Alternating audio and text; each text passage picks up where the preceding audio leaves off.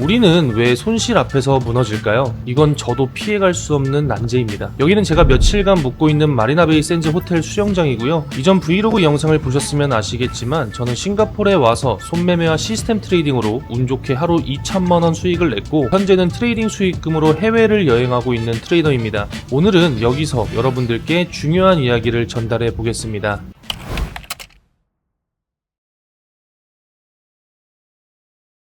모든 것을 두고 10,000km를 날아와도 따라오는 단 하나의 생각이 있습니다. 수익은커녕 손실만 나면 어떡하지? 하는 걱정이죠. 그 때문인지 호텔에 도착하고 나서도 눈앞에는 싱가포르 야경이 펼쳐져 있었는데 저는 계속 노트북 화면만 보고 있었습니다. 그래서 저는 저만의 극복법을 썼고 다행히 안정적인 첫 매매를 마치게 되었습니다. 오늘은 세 가지를 이야기하겠습니다. 손실 앞에서 우리가 실제로 어떤 행동을 하는지, 손실은 어떻게 갚아야 하는지, 그리고 제가 실제로 쓴 해결법까지 총 3가지 이제부터 시작해 보겠습니다. 본론에 들어가기 전에 딱 하나만 짚고 가겠습니다. 사람의 뇌는 이렇게 세팅되어 있습니다. 위험하면 피하고 손해는 최대한 안 보고 잃은 게 있다면 바로 되찾으려고 합니다. 이런 습성 덕분에 인류는 지금까지 생존해 왔죠. 그런데 아이러니한 점이 있습니다. 시장에서는 이 본능을 그대로 따르면 돈을 잃습니다. 위험해 보일 때 들어가야 하고 손해를 확정해야 살아남고 잃었을 때 아무것도 안 해야 회복이 됩니다. 전부 반대죠. 시장은 우리가 감히 셀 수도 없는 복잡한 욕망들이 얽히고 설킨 곳입니다. 이런 카오스 속에서 본능을 거스르는 사람만이 상위 1%가 되고 수익을 내겠죠. 수많은 성공한 트레이더들이 공통적으로 트레이딩에서 가장 중요한 것으로 매매 마인드와 원칙을 말하는 이유도 바로 여기에 있습니다. 그러니까 정상적으로 사고하면 잃고 남들과 다르게 행동해야 버는 곳이 바로 이 시장입니다. 참 이상하죠? 저도 이 사실을 인정하는데 꽤 오랜 시간이 걸렸습니다. 이렇게 받아들이기 어려운 사실이라는 건 대다수가 손실 앞에서 내리는 결정을 보면 명확해집니다. 자, 한 가지 예를 들어보겠습니다. 가격이 손절가에 도달했습니다. 종료 버튼만 누르면 됩니다. 그런데 손이 움직이지 않습니다. 이때 머릿속을 지나가는 문장은 정해져 있습니다. 조금만 더 보자. 여기서 반등 나올 것 같은데, 딱 여기가 바닥일 것 같은데 결국 종료 버튼을 누르지 않습니다. 크게 2가지 중 하나를 선택합니다. 하나, 물타기. 평단을 낮추면 화면에 찍힌 손실률이 줄어듭니다. 마음이 편해지겠죠?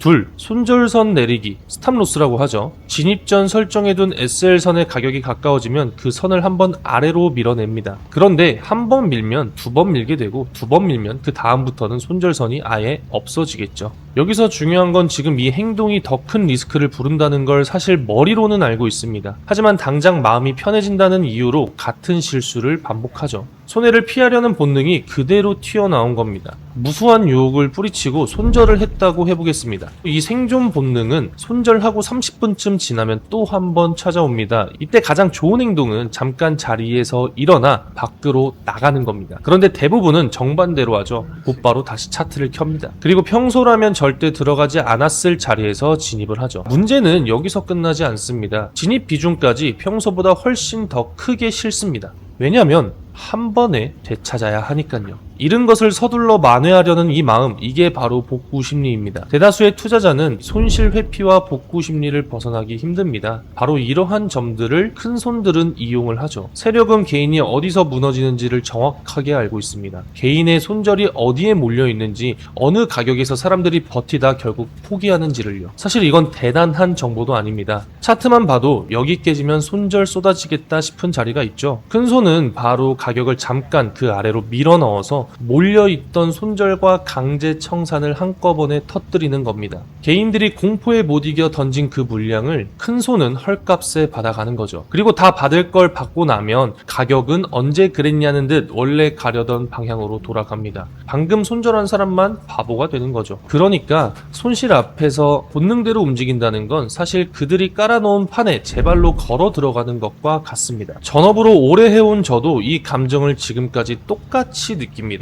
이 감정은 없어지는 게 아니에요. 다만 관리할 수 있을 뿐입니다. 그렇다면 손실은 도대체 어떻게 갚아야 할까요? 저의 경우는 관점을 하나 바꿨습니다. 손실은 내가 갚는 게 아니라 시간이 갚아주는 것이다. 시장은 한 방향으로만 가지 않습니다. 오르면 내리고 내리면 오릅니다. 제가 기다리는 자리는 오늘만 나오는 게 아닙니다. 내일도 나오고요. 다음 주에도 나오고 그리고 다음 달에도 나옵니다. 근데 우리는 왜 꼭 오늘 안에 끝내려고 하는 걸까요? 당장의 손해가 미래의 수익보다 훨씬 크게 느껴지기 때문입니다. 이것도 본능이죠. 하지만 제가 그동안 시장에서 배운 건 한 문장으로 줄이면 한 번에 회복하려는 사람은 대부분 계좌를 잃는다라는 사실입니다. 그래서 필요한 게 본능을 억제하는 장치겠죠. 복구 기간을 넉넉히 둔다는 전제 하에 제가 실제로 쓰는 3가지를 말씀드리겠습니다. 자, 첫 번째는 손절 직후 강제 정지입니다. 앞에서 손절 직후 30분이 가장 위험하다고 말씀을 드렸죠. 사격에서 조준이 틀어지면 0점을 다시 잡죠. 틀어진 채로 계속 쏘면 맞지도 않고 탑만 없어지고 조준점이 점점 흐려집니다. 그래서 저는 손절이 나면 최소 1시간은 차트에서 눈을 뗍니다. 자리에서 일어나거나 밖에 나가거나 아예 프로그램을 닫아버립니다. 두 번째는 매매일지입니다. 그런데 여기서 중요한 게 있죠. 오늘 얼마를 벌었다, 오늘 얼마를 잃었다, 이것만 적으면 금액으로 자기 자신을 평가하게 됩니다. 그래서 저는 금액 대신에 행동을 적습니다. 왜 들어갔는지, 왜 익절했고, 왜 손절했는지, 원칙을 지켰는지 어겼는지,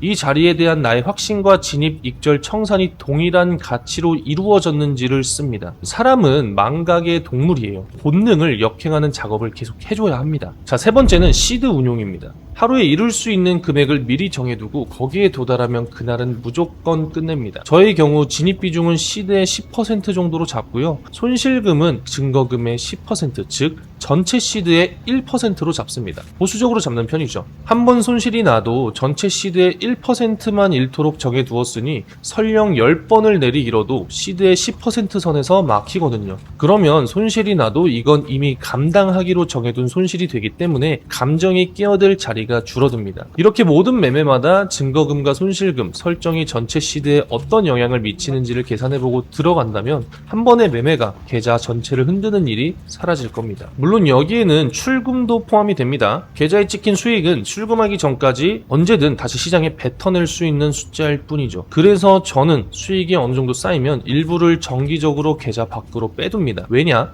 계좌에 돈이 많아 보이면 사람은 반드시 비중을 키우거든요. 손에 닿는 돈이 커질수록 지켜온 1% 원칙도 슬그머니 무너질 수 있습니다. 그러니 번 돈을 실현해서 계좌를 늘 비슷한 크기로 유지하는 것, 이것까지가 제 시드 운용의 한 부분입니다. 조금 전에 손실은 시간이 되갚아준다라고 말씀을 드렸죠. 그 말은 이 장치들이 있을 때에만 성립을 합니다. 손실이 한도 안에 있어야 시간이 갚아줄 수 있고 그 시간이 올 때까지 계좌가 버텨줘야 하니까요. 꼭 한번 참고해 보시기 바랍니다. 이 3가지는 수익을 늘려주는 장치가 아닙니다. 오히려 시장에서 오래 생존하기 위한 장치예요. 저 같은 경우에는 하나의 장치를 추가해서 쓰고 있습니다. 앞선 3가지 원칙을 지킨다고 해도 저 또한 컨디션이 나쁜 날이 있고 잠을 못 잔 날이 있고 여행 중이라 집중이 안 되는 날에는 지키기가 힘듭니다. 그래서 저는 이 원칙들을 사람이 아니라 시스템이 지키게 만들었죠. 최근 4개월 동안 골드 시장에서 약 3억 원의 수익을 확정할 수 있었던 것도 그 시스템 덕분입니다. 또다시 보완할 곳을 해결한 장치인 셈이죠. 현재 팀원분들과 함께 시스템 트레이딩을 진행하면서 유의미한 수익을 가져가고 있으니까요.